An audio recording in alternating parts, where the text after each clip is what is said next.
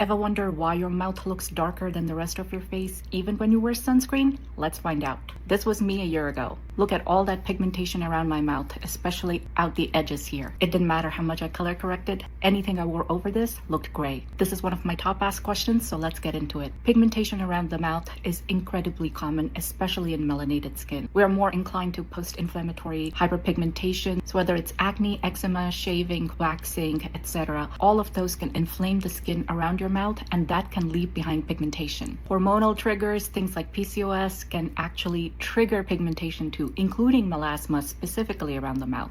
And last, if you're not on top of your barrier support, if any of this is dehydrated or dry, that's going to lead to irritation, and that's going to leave behind pigmentation as well. Lucky us. So before we cover what you should do, let's cover what you should not do. Do not scrub too much in this area and avoid harsh actives. Stacking too many actives, especially strong ones in this area, can actually irritate your skin barrier even further and worsen your pigmentation. The last thing you need here is any type of inflammation at all. So what should you do? Number one, focus on barrier repair and support. Whether it's dry, whether it's inflamed or not, what I'd like you to do is find a really good moisturizer with ceramides, something like Dew Instant Angel, especially at night, and use that to calm and support healing in your barrier. Number two, use gentle exfoliation. Only get to exfoliation after you have healed your barrier. If your barrier is inflamed or irritated at all, putting exfoliants on top of it is going to make everything worse. So fix your barrier first. What does that mean? If it's irritated, stop doing things that irritate it and just use the ceramide-rich moisturizer and your sunscreen for at least 7 to 10 days. When you don't feel inflammation around it, that's when you move on to add exfoliation. So what do you do there? You use something like mandelic acid.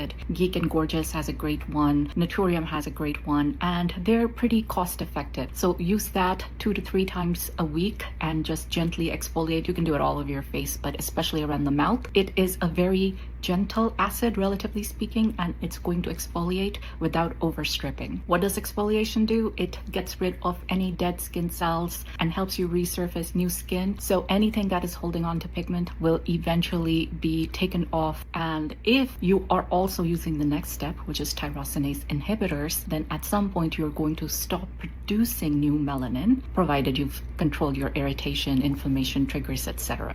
And that will get you to clearer skin. So step 3, use tyrosinase inhibitors. Tyrosinase is the enzyme that generates melanin, the pigment in our skin. And what you want to do is suppress it. So what can you use? Things like alpha-arbutin. Naturium has a great alpha-arbutin serum. You can use a combination of niacinamide and NAG, as well as other tyrosinase inhibitors that are within something like Regimen Labs Level Serum. Or you could use thiamidol. In the US market, Eucerin currently has it, and I've been testing it, and it is a very effective melanin inhibitor. Now, one of the people that asked me this question specifically said that she was using azelaic acid. Azelaic acid can be really effective for controlling acne, for reducing inflammation, and as a tyrosinase inhibitor too. You just have to be mindful of a few things. It can be pretty drying, and that can paradoxically actually increase some of the inflammation. So make sure that you are mindful of what other things are in your routine. Don't pair it with the retinoid at the same time, right? So if you're using that, use azelaic in the morning, use retinoid in the evening, and make sure that you have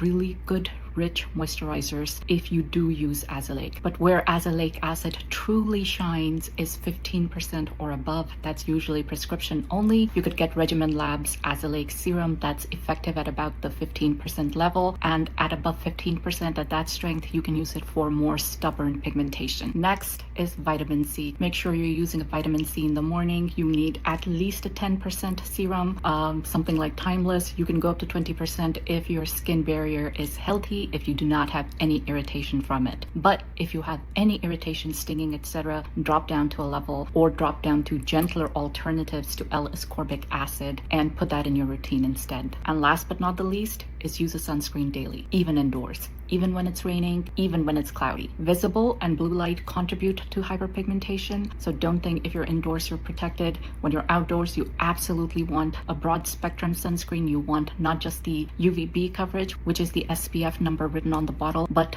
broad spectrum means that it also has UVA coverage, and UVA is what generates hyperpigmentation in brown skin. And when you're indoors, you absolutely need to be protected against visible and blue light, so use a sunscreen daily. Hope this was helpful. Drop your question in the comments.